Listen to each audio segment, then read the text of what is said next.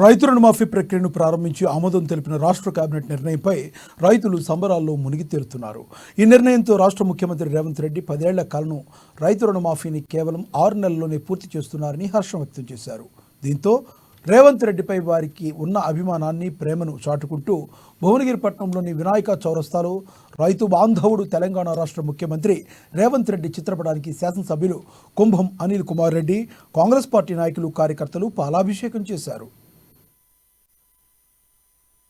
కింద వచ్చిన కాంగ్రెస్ ప్రజాపాలన, కాంగ్రెస్ ప్రభుత్వం నాడు చెప్పిన 6 గ్యారెంటీలో భాగంగా దాదాపు అన్ని కూడా చేసి మరి నిన్న 21వ తారీఖు నాడు మరి జూన్ 21 గౌరవ ముఖ్యమంత్రి రేవంత్ రెడ్డి గారు ఇచ్చిన మాట ప్రకారం తన సహచర కేబినెట్ మంత్రులందరితో కూర్చొని మరి ఒక తీర్మానం చేసి తెలంగాణ రైతులందరికీ కూడా రుణమాఫీ 2 లక్షల రూపాయల రుణమాఫీ ఏకకాలంలో చేసే కార్యక్రమం ఒక గొప్ప కార్యక్రమం మరి తెలంగాణ ప్రభుత్వం చేసింది. గౌరవ ముఖ్యమంత్రి రేవంత్ రెడ్డి గారు చేసిండ్రు.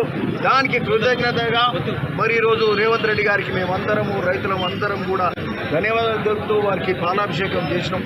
చాలా సంతోషకరమైన దినం ఇది. ఒక పండుగ వాతావరణం ఉంది. తెలంగాణ రైతులందరూ కూడా ఇక మీరందరికీ తెలుసు, గత 10 ఏళ్లలో మొదటిసారి టీఆర్ఎస్ ప్రభుత్వం వచ్చినప్పుడు వాళ్ళు 5 ఏళ్ల పాటు రుణమాఫీ 4-5 ఏళ్ల తర్వాత చేస్తే అది మిత్తి కింద పోయింది.